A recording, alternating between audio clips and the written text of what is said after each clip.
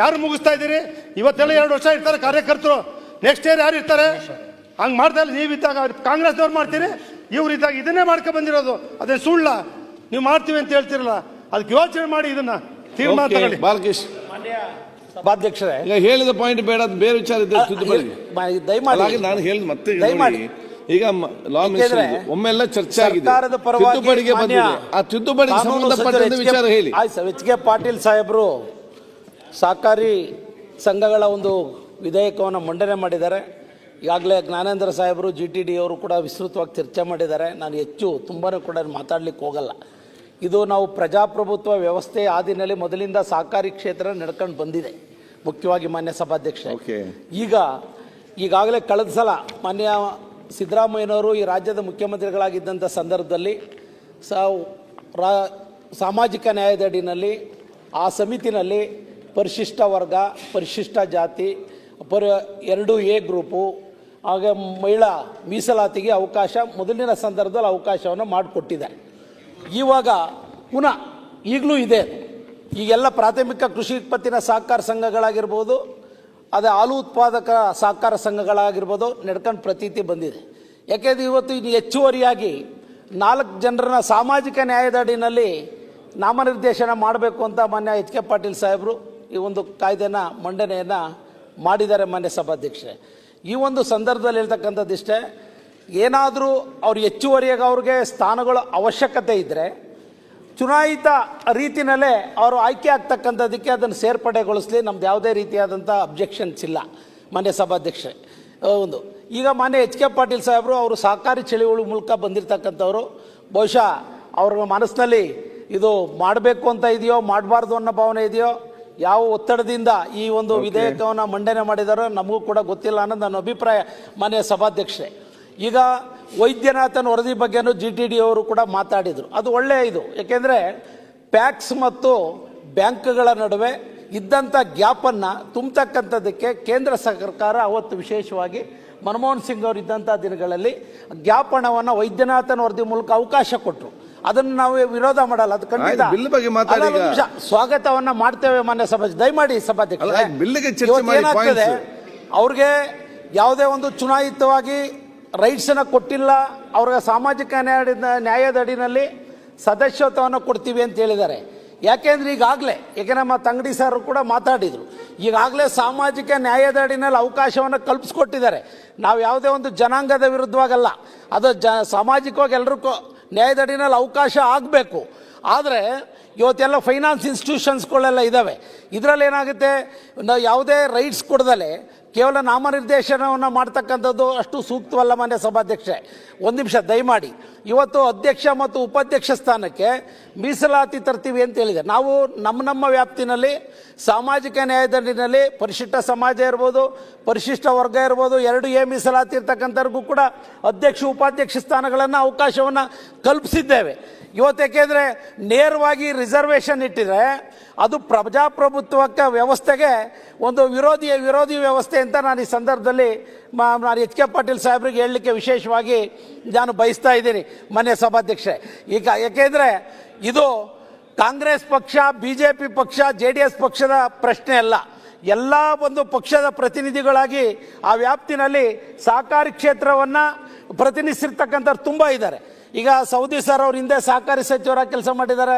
ನಮ್ಮ ಅಲ್ಲ ಒಂದು ನಿಮಿಷ ಸರ್ ಅಲ್ಲ ಒಂದು ಮನೆ ಸಭಾಧ್ಯಕ್ಷ ದಯಮಾಡಿ ನಾವೆಲ್ಲ ಅವತ್ತಾಗೆ ಇವತ್ತು ಈಗ ಈ ಬಂದಂತ ಈ ತಿದ್ದುಪಡಿಯಲ್ಲಿ ಏನ್ ನಿಮ್ಮ ಸಲಹೆ ಹೇಳಿ. ಈಗಾಗಲೇ MPCS ಮತ್ತು ಪ್ಯಾಕ್ಸ್ಗೆ ಇವತ್ತು ಪರಿಶಿಷ್ಟ ಸಮಾಜ, ಪರಿಶಿಷ್ಟ ಪಂಗಡ, ಹಿಂದುಳಿದ ವರ್ಗ A ಮತ್ತು ಮಹಿಳಾ ಮೀಸಲಾತಿ ಈಗಾಗಲೇ ಚುನಾಯಿತ ರೀತಿಯಲ್ಲಿ ಆಯ್ಕೆ ಆಗ್ಲಿಕ್ಕೆ ಸರ್ಕಾರ ಅವಕಾಶ ಕೊಟ್ಟಿದೆ. ಇವತ್ತು ಹೆಚ್ಚುವರಿಯಾಗಿ ನೇರವಾಗಿ ನಾಮನಿರ್ದೇಶನ ಮಾಡ್ತೀವಿ, ಅವ್ರಿಗೆ ವೋಟಿಂಗ್ ರೈಟ್ಸ್ ಇಲ್ಲ ಅನ್ನೋದು ಭಾವನೆ ಇರ್ತಾ ಇದ್ರೆ ಅದು ಅಗತ್ಯತೆ ಇಲ್ಲ, ಅನಿವಾರ್ಯತೆ ಇಲ್ಲ. ಅದ್ರ ಜೊತೆಗೆ ಅಧ್ಯಕ್ಷ ಮತ್ತು ಉಪಾಧ್ಯಕ್ಷ ಸ್ಥಾನಕ್ಕೆ ಮೀಸಲಾತಿ ಮಾಡ್ತಕ್ಕಂಥದ್ದು ಪ್ರಜಾಪ್ರಭುತ್ವ ವ್ಯವಸ್ಥೆಗೆ ವಿರೋಧ. ಅದರಿಂದ ಅದನ್ನ ಯಾವ ಕಾರಣದಿಂದನೂ ಕೂಡ ಮಾಡಬಾರ್ದು. ಯಾಕೆಂದ್ರೆ ಈ ಎಲ್ಲಾ ಪಕ್ಷದಲ್ಲೂ ಕೂಡ ಸಹಕಾರಿಗಳಿದ್ದಾರೆ. ಮತ್ತೊಮ್ಮೆ ಒಂದು ಮೀಟಿಂಗ್ ಮಾಡಿ ಅವರೆಲ್ಲ ಸಲಹೆ ಮಾರ್ಗದರ್ಶನಗಳ ತೆಗೆದುಕೊಂಡು ಅದನ್ನ ಈ ಒಂದು ವಿಧೇಯಕವನ್ನ ಮುಂದೂಡಿ ಮುಂದಿನ ಒಂದು ವಿಧಾನಸಭೆಯಲ್ಲಿ ಮಂಡನೆ ಮಾಡ್ತಕ್ಕಂಥದಕ್ಕೆ ಅವಕಾಶ ಮಾಡಿಕೊಡ್ಬೇಕು. ಸಹಕಾರಿ ವ್ಯವಸ್ಥೆನಲ್ಲಿ ಏನಾಗಿದೆ, ತುಂಬಾ ರಾಜಕಾರಣ ಜಾಸ್ತಿಯಾಗಿ ಸಹಕಾರಿ ವ್ಯವಸ್ಥೆ ಪಾತಾಳಕ್ಕೆ ಹೋಗುವಂತ ಸನ್ನಿವೇಶ ಎದುರಾಗ್ತದೆ. ದಯಮಾಡಿ ಅದಕ್ಕೆ ಅವಕಾಶ ಆಗಬಾರ್ದು ಅಂತ ತಮ್ಮ ಮೂಲಕ ಎಚ್ ಕೆ ಪಾಟೀಲ್ ಸಾಹೇಬ್ರಿಗೆ ಸಹಕಾರಿಗಳಾಗಿ ನಾನು ಈ ಸಂದರ್ಭದಲ್ಲಿ ಒತ್ತಾಯ ಮಾಡ್ತಾ ಇದ್ದೀನಿ. ಮಾನ್ಯ ಸಭಾಧ್ಯಕ್ಷರೇ, ಕರ್ನಾಟಕ ಸೌಹಾರ್ದ ಸಹಕಾರಿ ತಿದ್ದುಪಡಿ ವಿಧೇಯಕ 2025 ಇದರ 34ಕ್ಕೆ ಬಂದು 32ಕ್ಕೆ ಬಂದು ಇವತ್ತು ಕೇವಲ ಇಡೀ ರಾಜ್ಯದ ರೈತರಿಗೆಲ್ಲ 5,000 ಕೋಟಿ ಕಳೆದ ಸಾರಿ ಕೊಟ್ಟರು. ಈ ಸಾರಿ 2,500 ಕೋಟಿ ಕೊಟ್ಟಿದ್ದಾರೆ. ರೈತ ಏನ್ ಮಾಡಿದಾನೆ, ಅವನಲ್ಲಿದ್ದ 2 ಎಕರೆ ಜಮೀನ ತಗೊಂಡೋಗಿ ಹಡ ಇಟ್ಟಿದ್ದಾನೆ. ಹಡ ಇಟ್ಬಿಟ್ಟಿದ್ದಾನೆ. ಇನ್ನೆಲ್ಲೂ ಸಾಲ ಬ್ಯಾಂಕಲ್ಲಿ ತೆಗಿಯಂಗೂ ಇಲ್ಲ, ಅವನು ಬ್ಯಾಂಕಲ್ಲಿ ತೆಗಿಯಂಗೂ ಇಲ್ಲ. ಇದೊಂದು ಅಮೆಂಡ್ಮೆಂಟ್ ಸೇರಿಸಿ ಅಂತ ನಾನು ಹೇಳ್ತಾ ಇರೋದು. ಈ 2 ಎಕರೆ ಅವನಿಗೆ ಜಮೀನಿತ್ತು, 20,000 ರೂಪಾಯಿ ಸಾಲ ಕೊಟ್ಟು ಕೂರ್ಸ್ಯಾರೆ. ಪಾಣಿಲ್ಲ, ಅವನ ಹೆಸರು ಬಂದಿತ್ತೆ, ಮುಗೀತು. ಅವನು ಇನ್ನೆಲ್ಲೂ ಸಾಲಕ್ಕೆ ಹೋಗಂಗಿಲ್ಲ, ಅವನೆಲ್ಲೂ ಸಾಲಕ್ಕೆ ಹೋಗಂಗಿಲ್ಲ. ಹೆಚ್ಚುವರಿ ಸಾಲ ಇಲ್ಲ ಕೊಡಕ್ಕೆ. DCC ಬ್ಯಾಂಕ್ಗಳ ಹತ್ರ ಹಣ ಇಲ್ಲ, ಫಂಡ್ ಇಲ್ಲ. ಇವತ್ತು ಇಂಥ ಒಂದು ಪರಿಸ್ಥಿತಿ ಇವತ್ತು ಬಂದಿದೆ. ರಾಜ್ಯ ಸರ್ಕಾರದ್ದಲ್ಲ ತಪ್ಪು. ನಬಾರ್ಡಲ್ಲಿ ಕೊಡೋ ಸಾಲನ ರೈತರಿಗೋಸ್ಕರ ಹಿಂದೆಂಗೆ 64% ಕೊಡ್ತಾ ಇದ್ರು, ಇವತ್ತು ಕೊಡಿ. ಅದನ್ನ ಯಾವ ಪರ್ಸೆಂಟೇಜ್ ಗಳಿಸಿದ್ರಿ? ಯಾರೇ ಆಗಲಿ ರಾಜ್ಯ ಸರ್ಕಾರದಿಂದ ಯಾವತ್ತೂ ಕೊಟ್ಟಿಲ್ಲ. ರಾಜ್ಯ ಸರ್ಕಾರ ಕೊಡ್ತಾ ಇರ್ತಕ್ಕಂಥದ್ದು ನೀವು ಕೊಟ್ಟಂತ ಸಾಲಕ್ಕೆ ಬಡ್ಡಿ ರಿಯಾಯಿತಿಯನ್ನ ಕೊಟ್ಟಿದ್ದಾರೆ. ಬಡ್ಡಿ ರಿಯಾಯಿತಿಯನ್ನ ಇವತ್ತು ಕರ್ನಾಟಕ ಸರ್ಕಾರ ತುಂಬಿಕೊಡ್ತಾ ಐತೆ. ನೀವು ಎಷ್ಟೇ ಸಾಲ ಕೊಡಿ, ಆ ಸಾಲಕ್ಕೆಲ್ಲ ರೈತರ ಸಾಲಕ್ಕೆ ಬಡ್ಡಿಯನ್ನ ಕರ್ನಾಟಕ ಸರ್ಕಾರ ತುಂಬಿಕೊಡ್ತಾ ಐತೆ. ನೀವು ಇವತ್ತೇನಲ್ಲಿಂದ ಕೂತ್ಕೊಂಡು ಈ ಸಾರಿ ಬರೀ 2,500 ಕೋಟಿ ಕೊಟ್ಟಿದ್ದೀರಿ. ಆ 2,500 ಕೋಟಿನ ಈ ಕರ್ನಾಟಕ ರಾಜ್ಯದ ಎಷ್ಟು ಸಹಕಾರಿ ಸಂಘಗಳಿದಾವೆ ಅವ್ರಿಗೆ ಸಂಬಳ ಕೊಡಕ್ಕಾಗತ್ತಾ?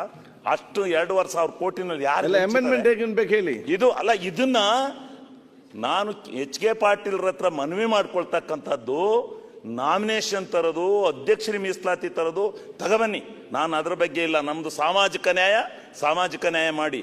ಆದರೆ ಈ ಒಂದು ಆರ್ಥಿಕ ಪರಿಸ್ಥಿತಿಯ ಸುಧಾರಣೆಯನ್ನು ತರ್ತಕ್ಕಂಥ ನಿಟ್ಟಿನಲ್ಲಿ ನೀವೇನಾದ್ರೂ ಕಾನೂನನ್ನು ಮಾಡದೆ ಹೋದ್ರೆ ಸಹಕಾರ ಸಂಘಗಳೆಲ್ಲ ಬೀಗ ಆಗ್ತವೆ. ಸಹಕಾರ ಸಂಘಗಳಿಗೆ ತೊಡರಾಗುತ್ತೆ.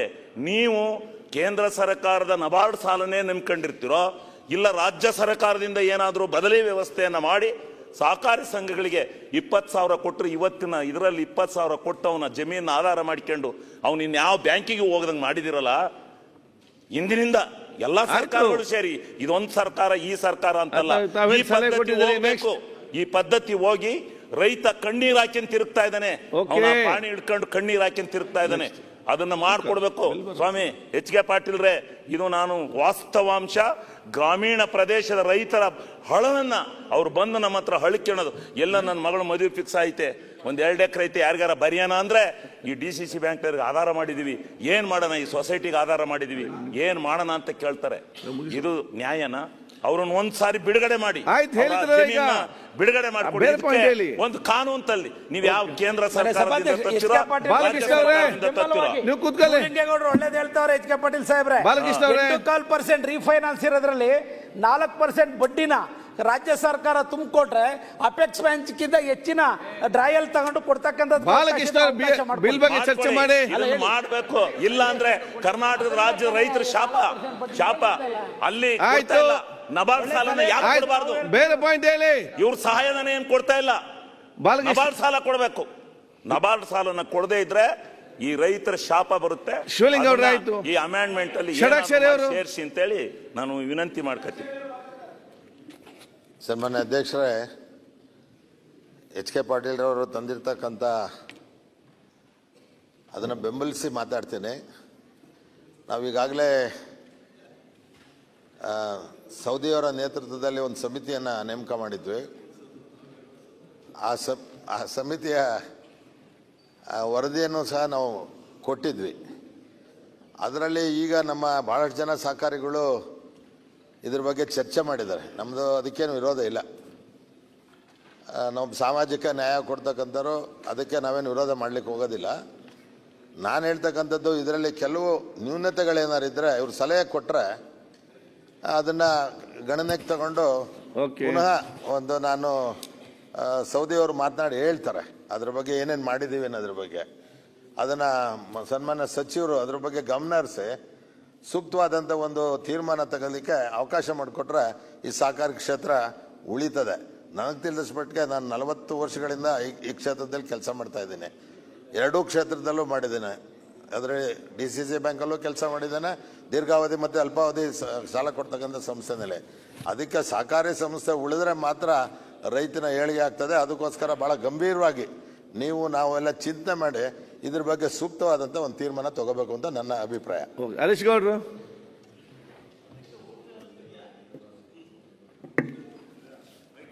ಮಾನ್ಯ ಅಧ್ಯಕ್ಷರೇ,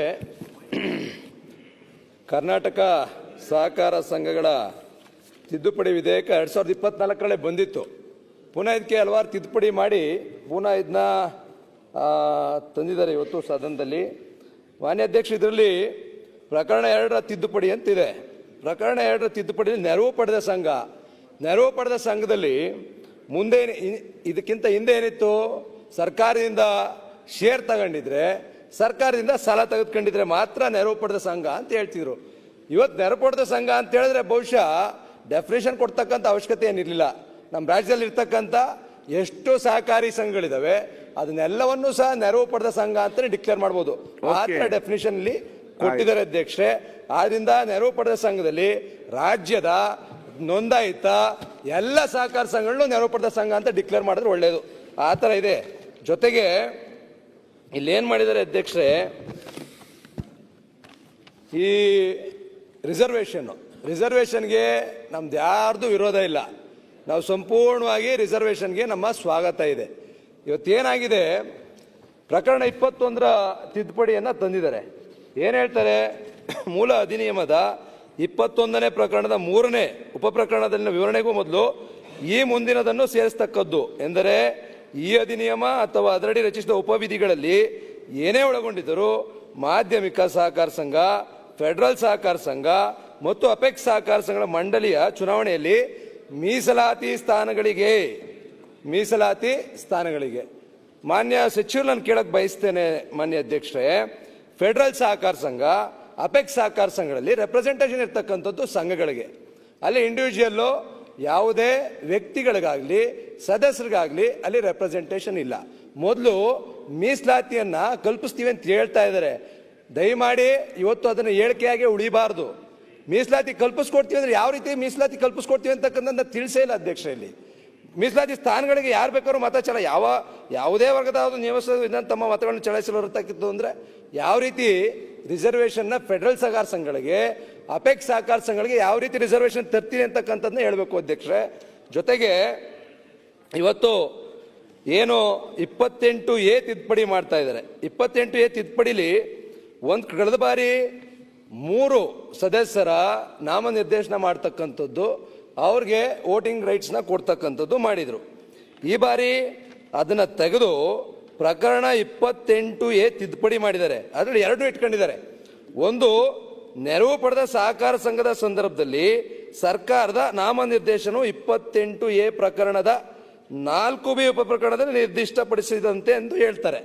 ಅಂದರೆ ಇಲ್ಲಿ 28A 4B ಏನು ಹೇಳ್ತೇವೆ ಅಧ್ಯಕ್ಷರೇ, ರಾಜ್ಯ ಸರ್ಕಾರವು ಪ್ರಾಥಮಿಕ ಕೃಷಿ ಪತ್ತಿನ ಸಹಕಾರ ಸಂಘದ ಮಂಡಳಿಯನ್ನು ಹೊರತುಪಡಿಸಿ ಉಳಿದ ನೆರವು ಪಡೆದ ಪ್ರತಿಯೊಂದು ಸಹಕಾರ ಸಂಘದ ಮಂಡಳಿಗೆ ಒಬ್ಬ ವ್ಯಕ್ತಿಯನ್ನು ತನ್ನ ಪ್ರತಿನಿಧಿಯಾಗಿ ನಾಮಕರಣ ಮಾಡಬಹುದು. ನಾಮನಿರ್ದೇಶಿತ ವ್ಯಕ್ತಿಯು ಸಹಕಾರ ಸಂಘದ ಎಲ್ಲ ಸಭೆಗಳಲ್ಲಿ ಹಾಗೂ ಚುನಾವಣೆಗಳಲ್ಲಿ ಮತ ಚಲಾಯಿಸಬಹುದು ಹಾಗೂ ಸಹಕಾರ ಸಂಘದ ಎಲ್ಲ ಚುನಾವಣೆಗಳಲ್ಲಿ ಸ್ಪರ್ಧಿಸಬಹುದು ಅಂತ 28A 4B ಹೇಳ್ತೇವೆ ಅಧ್ಯಕ್ಷರೇ. ಅದ್ರ ಜೊತೆಗೆ ಇನ್ನೊಂದು ಸೇರ್ಪಡೆ ಏನು ಮಾಡಿದ್ದಾರೆ, 53A ಅಬಾಲಿಷ್ ಆಗಿತ್ತು, ಪುನಃ ಇಂಟ್ರೊಡ್ಯೂಸ್ ಮಾಡಿದ್ದಾರೆ. ಈಗ 53A ಏನು ಹೇಳುತ್ತೆ ಅಧ್ಯಕ್ಷರೇ, ಸರ್ಕಾರದ ನಾಮನಿರ್ದೇಶನದ ಸಂದರ್ಭದಲ್ಲಿ ನಾಮನಿರ್ದೇಶಿತ ವ್ಯಕ್ತಿಗಳು ಕಚೇರಿಯ ಪದಾಧಿಕಾರಿಗಳ ಚುನಾವಣೆಯಲ್ಲಿ ಮತ ಚಲಾಯಿಸಲಾಗಲಿ ಅಥವಾ ಸ್ಪರ್ಧೆಗಾಗಲಿ ಅರ್ಹರಲ್ಲ ಎಂದು ಹೇಳ್ತಾರೆ ಅಧ್ಯಕ್ಷ. ಇಲ್ಲಿ ದ್ವಂದ್ವ 28A 4B ಜೊತೆಗೆ 53A ಎರಡನ್ನೂ ಉಳಿಸ್ಕೊಳ್ತಾರ, ಎರಡನ್ನೂ ಉಳಿಸಿ ಅದರಾಧಾರದ ಮೇಲೆ ನಾಮಿನೇಷನ್ ಮಾಡ್ತಾರ.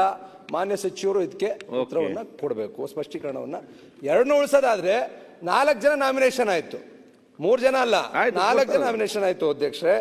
ಆದ್ರಿಂದ ಇದಕ್ಕೆ ಅವರು ಸ್ಪಷ್ಟೀಕರಣವನ್ನ ಕೊಡಬೇಕು. ಜೊತೆಗೆ 53 ಏಲಿ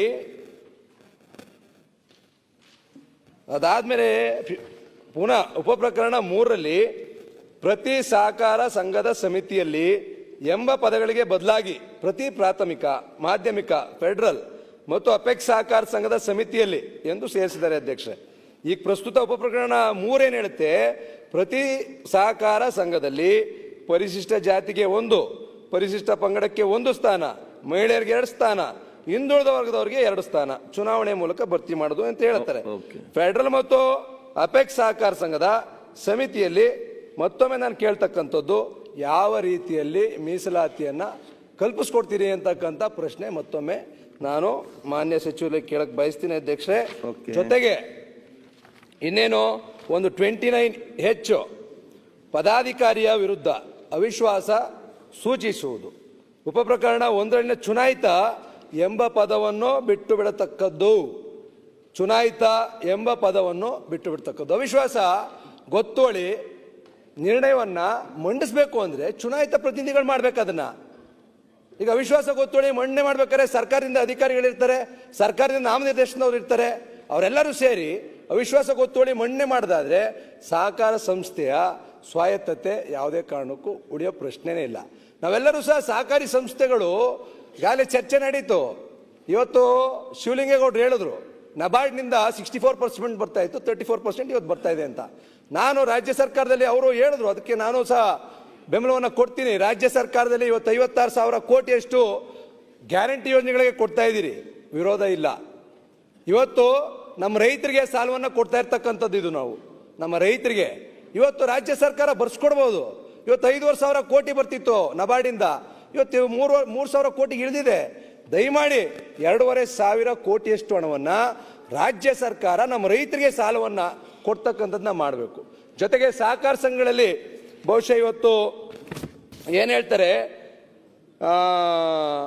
ಪ್ರಾಥಮಿಕ ಕೃಷಿ ಪತ್ತಿನ ಹಾಲು ಉತ್ಪಾದಕರ ಅಧ್ಯಕ್ಷರು, ಉಪಾಧ್ಯಕ್ಷರು ರಿಸರ್ವೇಶನ್ ಅಂತ ಹೇಳ್ತಾರೆ ಅಧ್ಯಕ್ಷರೇ. ನಮ್ಗೆ ಇದಕ್ಕೇನು ವಿರೋಧ ಇಲ್ಲ. ಅಧ್ಯಕ್ಷರು, ಉಪಾಧ್ಯಕ್ಷರು ರಿಸರ್ವೇಶನ್ ಮಾಡ್ತಿದ್ದಾರೆ, ನಮ್ದೇನು ವಿರೋಧ ಇಲ್ಲ. ಆದರೆ ಇವತ್ತು ಅಧ್ಯಕ್ಷರು, ಉಪಾಧ್ಯಕ್ಷರು ರಿಸರ್ವೇಶನ್ ತಂದಂಥ ಸಂದರ್ಭದಲ್ಲಿ ನಮ್ಮ ಸಹಕಾರ ಸಂಘದಲ್ಲಿ ಇವತ್ತೇನಾಗಿದೆ, ಇವತ್ತು ನಾಮಿನೇಷನ್ನು ಸಹ ಮಾಡ್ತಾ ಇದ್ದೀರಿ. ಅದರಲ್ಲಿ 3 ಜನಕ್ಕಿಲ್ಲ, ಒಬ್ರಿಗೆ ವೋಟಿಂಗ್ ಪವರ್ ಇದೆ, ಅಧಿಕಾರಿಗಳಿರ್ತಾರೆ. ಹಾಲು ಉತ್ಪಾದಕರ ಸಹಕಾರ ಸಂಘದಲ್ಲಿ ಅವ್ರಿಗೂ ಸಹ ಅಧ್ಯಕ್ಷರು, ಉಪಾಧ್ಯಕ್ಷರು ರಿಸರ್ವೇಶನ್ನ ಮಾಡ್ತಕ್ಕಂಥ ಸಂದರ್ಭದಲ್ಲಿ ನಾವು ಇವತ್ತು ಗ್ರಾಮ ಪಂಚಾಯಿತಿ, ಜಿಲ್ಲಾ ಪಂಚಾಯಿತಿ, ಸ್ಥಳೀಯ ಸಂಸ್ಥೆಗಳು ಅಲ್ಲಿ ಸರ್ಕಾರದಿಂದ ಅನುದಾನವನ್ನು ಕೊಡ್ತೀವಿ. ಸರ್ಕಾರದಿಂದ ಎಲ್ಲ ರೀತಿಯಾದಂಥ ಅನುದಾನ ಸ್ಥಳೀಯ ಸಂಸ್ಥೆಗಳಿಗೆ ನಾವು ಕೊಡ್ತಾ ಇದ್ದೀವಿ. ನಮ್ಮ ಸಹಕಾರ ಸಂಘಗಳಿಗೆ ಅನುದಾನವನ್ನು ಸರ್ಕಾರ ಯಾವ ರೀತಿ ಕೊಡ್ತಾ ಇದೆ? ಓಕೆ ಅಧ್ಯಕ್ಷ, ಒಂದೇ ನಿಮಿಷ. ಕೊಡ್ತಾ ಇಲ್ಲ, ಎಲ್ಲೂ ಸಹ ಕೊಡ್ತಾ ಇಲ್ಲ. ಅದಕ್ಕೆ ಅಸಿಸ್ಟೆಡ್ ಸೊಸೈಟೀಸ್ ಅಂತ ಇಷ್ಟು ಸೇರಿಸ್ಬಿಟ್ಟಿದ್ದೀರಿ. ಅಲ್ಲಿ ಏನು ಹೇಳ್ತೀರಿ, ರಿಯಾಯಿತಿ ದರದಲ್ಲಿ ನಿವೇಶನ ಅಥವಾ ಭೂಮಿಯನ್ನ ಖರೀದಿಸಿದಲ್ಲಿ ಅಥವಾ ಗುತ್ತಿಗೆ ಆದಾದ್ಮೇಲೆ ನಿವೇಶನ ಅಥವಾ ಭೂಮಿಯನ್ನ ಪಡೆದಿದ್ದಲ್ಲಿ ಅಂತ ಹೇಳ್ತೀರಿ. ಅಸಿಸ್ಟೆಡ್ ಸೊಸೈಟೀಸ್ ಡೆಫಿನೇಷನ್ ಈ ತರ ಆದ್ಮೇಲೆ ನಮಗೆ ಗೊತ್ತಿಲ್ಲ ಎಲ್ಲೆಲ್ಲಿಗೆ ರಿಸರ್ವೇಶನ್ ಹೋಗುತ್ತೆ. ರಿಸರ್ವೇಶನ್ ತಗೊಬನ್ನಿ, ನಮ್ದೇನು ಅಭ್ಯಂತರ ಇಲ್ವೇ ಇಲ್ಲ.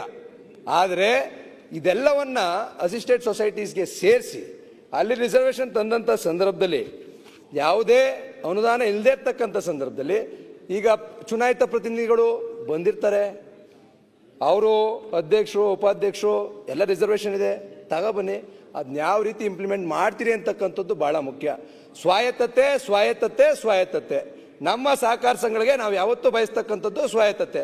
ಇವತ್ತು ಸರ್ಕಾರದ ಹಸ್ತಕ್ಷೇಪ ಆಗಬೇಕು ಅಂತಕ್ಕಂಥ ಉದ್ದೇಶವನ್ನು ಇಟ್ಕೊಂಡು ಈ ಬಿಲ್ನ ಉದ್ದೇಶಪೂರ್ವಕವಾಗಿ ತಂದಿರ್ತಕ್ಕಂಥದ್ದು. ಅಧ್ಯಕ್ಷರು, ಉಪಾಧ್ಯಕ್ಷರು ರಿಸರ್ವೇಶನ್ ಫಿಕ್ಸ್ ಮಾಡ್ತಕ್ಕಂಥದ್ದು ಯಾರು? ರಿಸರ್ವೇಶನ್ ಮಾಡ್ತಕ್ಕಂಥದ್ದು ಯಾರು? ನಮ್ದೇನು ವಿರೋಧ ಇಲ್ಲ. ಯಾವ ರೀತಿ ಫಿಕ್ಸ್ ಮಾಡ್ತೀರಿ? ಯಾವ ರೀತಿ ಫಿಕ್ಸ್ ಮಾಡೋಕ್ಕೆ ಸಾಧ್ಯ ಇದೆ? ಮಾಡಿ, ಫಿಕ್ಸ್ ಮಾಡಿ. ಗ್ರೋಸರಿ ಸಿಸ್ಟಮ್ ಗ್ರಾಮ ಪಂಚಾಯತಿಲಿ ಯಾವ ರೀತಿಯಾದಂಥ ರಾಜಕೀಯ ಇವತ್ತು ಪ್ರತಿಯೊಬ್ಬರಿಗೂ ಗೊತ್ತಿದೆ. ಇಲ್ಲಿ ಕೂತಿರ್ತಕ್ಕಂಥ 224 ಜನ ಶಾಸಕರುಗಳು ಸಹ ಗ್ರಾಮ ಪಂಚಾಯತ್ ಚುನಾವಣೆ ನಡೆಯುತ್ತೆ, ಜಿಲ್ಲಾ ಪಂಚಾಯತಿ ನಡೆಯುತ್ತೆ, ನಗರಸಭೆ ನಡೆಯುತ್ತೆ, ಪುರಸಭೆ ನಡೆಯುತ್ತೆ ಅಂತಕ್ಕಂಥದ್ದು ಎಲ್ಲರಿಗೂ ಗೊತ್ತಿರ್ತಕ್ಕಂಥ ವಿಚಾರ. ಅಲ್ಲೇನು ಮುಚ್ಚುಮರೆ ಇಲ್ಲ, ಎಲ್ಲರದು ಓಪನ್ ಸೀಕ್ರೆಟ್ ಅದು. ಆದರೆ ಇವತ್ತು ನಮ್ಮ ಸಹಕಾರ ಸಂಘಗಳಲ್ಲೂ ಸಹ ಇವತ್ತು ಪ್ರಾಥಮಿಕ ಕೃಷಿ ಪತ್ತಿನ ಸಹಕಾರ ಸಂಘಗಳು ಎಲ್ಲಿಂದ ನಡೀತಾ ಇದೆ? ಎಲ್ಲಿಂದ ನಡೀತಾ ಇದೆ? ಹೇಳಿದ್ರು ನಬಾರ್ಡಿಂದ ಕೊಡ್ತಾ ಇದೀವಿ ಅಂತ 20,000 ನಾವೆಲ್ಲೋ ಅದೇನೋ ರಿಜಿಸ್ಟರ್ ಮಾಡಿಸ್ಕೊಬಿಡ್ತೀವಿ ಅಂತ. ನಬಾರ್ಡಿಂದ ಬರ್ತಾ ಇದ್ದಿದ್ದು 64%, 34%. ಬರ್ತಾ ಇದೆ ಇವತ್ತು 5,000 ಕೋಟಿ ಬರ್ತಾ ಇದೆ, 3,000 ಕೋಟಿ ಬರ್ತಾ ಇದೆ. ಹೇಳಿದ್ರಲ್ಲ. ಸಾಲ ಎಲ್ಲಿಂದ ಕೊಡೋದು ಅಧ್ಯಕ್ಷ? ನಾನು ಹೇಳ್ತಾ ಇರ್ತಕ್ಕಂಥದ್ದು ಆದ್ರಿಂದ ರಿಸರ್ವೇಶನ್ ಮಾಡ್ತಕ್ಕಂಥ ಸಂದರ್ಭ, ರಿಸರ್ವೇಶನ್ ಮಾಡಬೇಡಿ ಅಂತ ನಾನು ಹೇಳೋದಿಲ್ಲ. ಸರ್ಕಾರದ ಹಸ್ತಕ್ಷೇಪ ನಮ್ಮ ಸಹಕಾರ ಸಂಘಗಳು ಯಾವತ್ತಿರುತ್ತೆ ಅವತ್ತು ಸಹಕಾರ ಸಂಘಗಳು ಉಳಿಯೋದಿಲ್ಲ. ರಾಜಕೀಯ ಹಸ್ತಕ್ಷೇಪ ಇರಬಾರ್ದು ಅಂತಕ್ಕಂಥದ್ದು ಸಹಕಾರಿಗಳ ತತ್ವ ಇವತ್ತಿಂದಲ್ಲ. ಸಹಕಾರ ಕ್ಷೇತ್ರ ಯಾವತ್ತು ಹುಟ್ಟುತ್ತೋ ಅವತ್ತಿಂದ ಇಲ್ಲಿ ತನಕನೂ ಸಹ ಸರ್ಕಾರದ ಹಸ್ತಕ್ಷೇಪ ಇರಬಾರ್ದು. ಸ್ವಾಯತ್ತತೆ ಸ್ವಾಯತ್ತತೆ ಸ್ವಾಯತ್ತತೆ. ಇವತ್ತು ನಾವು DCC ಬ್ಯಾಂಕ್ ನಲ್ಲಿ ಮಾನ್ಯ ಅಧ್ಯಕ್ಷರೇ ಸರ್ಕಾರದಿಂದ ನಮ್ಗೆ ಯಾವುದೇ ₹1 ಅನುದಾನ ಇಲ್ಲ. ನಮ್ಗೆ ಬರ್ತಾ ಇರ್ತಕ್ಕಂಥದ್ದು ರೈತರಿಗೆ ಸಾಲ ಕೊಡ್ತಾ ಶಿವಲಿಂಗೇಗೌಡರು ಹೇಳಿದ್ರು ನಾವು ಇಂಟರ್ಸಬ್ವೆನ್ಷನ್ ಕೊಡ್ತಾ ಇದೀವಿ, ರೈತರಿಗೆ ಸಬ್ಸಿಡಿ ಕೊಡ್ತಾ ಇದೀವಿ ಅಂತ. ಅಧ್ಯಕ್ಷ 5 ನಿಮಿಷ ಈಗ ಬೇರೆಯವ್ರು ಮಾತಾಡ್ಬಿಡಿ. ಈಗ ನಿಮ್ಮ ಬೆಂಬಲ ಉಂಟಾ ಇಲ್ವಾ ಇದಕ್ಕೆ? ಒಂದೇ ಅಧ್ಯಕ್ಷರೇ ನಾನು ಹೇಳ್ತಾ ಇರ್ತಕ್ಕಂಥದ್ದು ಅದು ಕೊಡ್ಬೇಕಾದ್ರೆ ನಮಗ್ ಕೊಡ್ತಾ DCC ಬ್ಯಾಂಕ್ ಆಗ್ಲಿ ಸಂಘಕ್ಕಾಗ್ಲಿ ಕೊಡ್ತಾ ಇಲ್ಲ, ಅದನ್ನ ಕೊಡ್ತಾ ಇರ್ತಕ್ಕಂಥದ್ದು ರೈತರಿಗೆ. ರೈತರು ಕೊಡ್ತಾ ಇರ್ತಕ್ಕಂಥದ್ದು ನಮ್ಮ ಸಹಕಾರ ಸಂಘಗಳಿಗೆ ಎಲ್ಲಿ ಕೊಡ್ತಾ ಇದೀರಿ? DCC ಬ್ಯಾಂಕ್ ಯಾವ ರೀತಿ ನಡೀತಾ ಇದೆ? ಅಧ್ಯಕ್ಷ ಒಂದೇ ನಿಮಿಷ, ನಾವು ಡೆಪಾಸಿಟ್ ಕಲೆಕ್ಟ್ ಮಾಡ್ತಾ ಇದೀವಿ, ಸಹಕಾರ ಸಂಘಗಳು ಡೆಪಾಸಿಟ್ ಕಲೆಕ್ಟ್ ಮಾಡ್ತಾ ಇದೀವಿ, ರೈತರಿಗೆ ಸಾಲ ಕೊಡ್ತಾ ಇದೀವಿ, ಬಡ್ಡಿ ಸಹಾಯಧನ ನಮ್ಗೆಲ್ಲ ಕೊಡ್ತಾ ಇರ್ತಕ್ಕಂಥದ್ದು ರೈತರಿಗೆ ಬಡ್ಡಿ ಸಹಾಯಧನ ಕೊಡ್ತಾ ಇರ್ತಕ್ಕಂಥದ್ದು ಬೆಂಬಲ ಉಂಟಾ ಇಲ್ವಾ ಇದೆ. ಅದಕ್ಕೆ ರಿಸರ್ವೇಶನ್ ವಿಚಾರ ಮಾತಾಡ್ತಾ ಇದೀನಿ ಅಧ್ಯಕ್ಷ.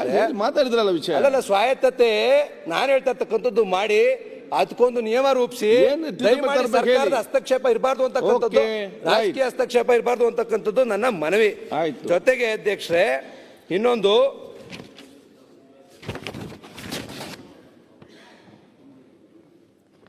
#98Q ಅಲ್ಲಿ ಅಧ್ಯಕ್ಷರೇ ಏನ್ ಹೇಳ್ತಾರೆ?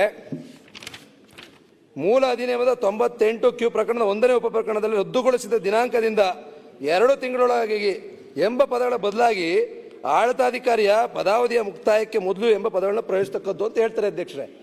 ನಮ್ಮಲ್ಲಿ ಆಕ್ಟ್ ಅಲ್ಲಿ ಹೇಳ್ತಕ್ಕಂಥದ್ದು ಯಾವುದೇ ಒಂದು ಸಂಘ, ಯಾವುದೇ ಒಂದು ಬ್ಯಾಂಕು ಚುನಾವಣೆ ನಡೆಸಲು ವಿಫಲ ಆದರೆ 6 ತಿಂಗಳೊಳಗಡೆ ಎಲೆಕ್ಷನ್ ಮಾಡಬೇಕು, 6 ತಿಂಗಳ ತನಕ ಆಡಳಿತಾಧಿಕಾರಿ ಹಾಕಬೇಕು ಅಂತಕ್ಕಂಥ ಆಕ್ಟ್ ಇರ್ತಕ್ಕಂಥದ್ದು. ಮುಂಚೆ ಆದರೆ ಕ್ರೆಡಿಟ್ ಸ್ಟ್ರಕ್ಚರ್ಗೆ 3 ತಿಂಗಳು ಅಂತ ಇದೆ, 3 ತಿಂಗಳು ತೆಗೆದ್ರು. ಇದೇ ಆಕ್ಟ್ಲಿ ಇದೇ ಬಿಲ್ಲಲ್ಲಿ ಕ್ರೆಡಿಟ್ ಸ್ಟ್ರಕ್ಚರ್ಗೆ ಏನು 3 ತಿಂಗಳಿತ್ತು ಆ 3 ತಿಂಗಳು ತೆಗೆದು ಪುನಃ 6 ತಿಂಗಳು ಮಾಡಿದ್ರು. ಆಯ್ತು 6 ತಿಂಗಳಾದ್ರೂ ಮಾಡಿದಿರಿ. ಮೈಸೂರು DCC ಬ್ಯಾಂಕ್ ಚುನಾವಣೆ ನಡೆಸೋಕ್ಕೆ 1.5 ವರ್ಷ ಆಯ್ತು. 1.5 ವರ್ಷ ಆಡಳಿತಾಧಿಕಾರಿಗಳಿದ್ದಾರೆ. ಯಾವ ಆಕ್ಟಲ್ಲಿ ಹೇಳಿದೆ? ಎಲ್ಲಿದೆ? ಈ ಬಿಲ್ ಪಾಸ್ ಮಾಡಿ ಏನ್ ಪ್ರಯೋಜನ? ತಿದ್ದುಪಡಿ ಮಾಡಿ ಏನ್ ಪ್ರಯೋಜನ? ಆಕ್ಟ್ ಇದ್ದೇನು ಪ್ರಯೋಜನ? ಇಷ್ಟೆಲ್ಲ ಇದೆಯಲ್ಲ ಅಧ್ಯಕ್ಷರೇ. 1.5 ವರ್ಷ ಆಯ್ತು. 6 ತಿಂಗಳಲ್ಲಿ ಆಡಳಿತಾಧಿಕಾರಿ 1 ವರ್ಷದ ಮೇಲೆ ಮಾಡಬಾರ್ದು, ಒಂದೇ ಸರಿ 1 ವರ್ಷದ ಮೇಲೆ ಮಾಡಬಾರ್ದು ಅಂತ ಆಕ್ಟ್ ಇದೆ. ಎಲ್ಲಿ ಫಾಲೋ ಮಾಡ್ತಾ ಇದೀವಿ? ತಿದ್ದುಪಡಿ ಯಾಕೆ ಮಾಡಬೇಕು? ನಾವು ಆಕ್ಟೇ ಫಾಲೋ ಮಾಡ್ತಾ ಇಲ್ಲ ಅಂದ್ರೆ ತಿದ್ದುಪಡಿ ಯಾಕೆ ಮಾಡಬೇಕು? ಆಕ್ಟೇ ಫಾಲೋ ಮಾಡ್ತಾ ಇಲ್ಲ ನಾವು. 3 ತಿಂಗಳು ಕ್ರೆಡಿಟ್ ಸ್ಟ್ರಕ್ಚರ್ ತೆಗಿತಾ ಇದ್ದೀರಿ, 6 ತಿಂಗಳು ಮಾಡ್ತಾ ಇದ್ದೀರಿ, 6 ತಿಂಗಳಿಗೂ ಮಾಡ್ತಾ ಇಲ್ಲ, 1.5 ವರ್ಷ ಆಗಿದೆ. ಜೊತೆಗೆ ಇನ್ನೊಂದು ಮನವಿ ಮಾಡ್ತೀನಿ ಮಾನ್ಯ ಸಚಿವರಲ್ಲಿ, ಇದೇ ಸಚಿವರಿದ್ದಾರೆ, ಪ್ರಕರಣ 121 ಈ ಬಿಲ್ಲಲ್ಲಿ ಇಲ್ಲ, ಆದ್ರೂ ಹೇಳ್ತೀನಿ ನಂದೊಂದು ಮನವಿ. ಪ್ರಕರಣ 121 ಏನ್ ಹೇಳುತ್ತೆ?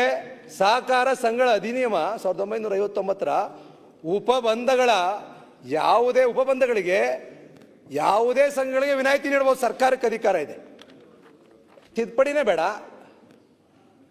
ತಿದ್ದುಪಡಿ ಹಾಕ್ಬೇಕು, ತಿದ್ದುಪಡಿ ಹಾಕ್ಬೇಕು.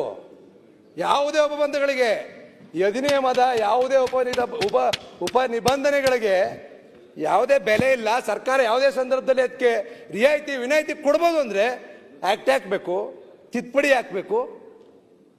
ಯಾಕಬೇಕು ಅಂತ ನನ್ನ ಪ್ರಶ್ನೆ ಅಧ್ಯಕ್ಷರೇ. 121 ಕೊಡ್ಲಿ ಅಧ್ಯಕ್ಷ, ಅದನ್ನೇ ಹೇಳ್ತೀನಿ.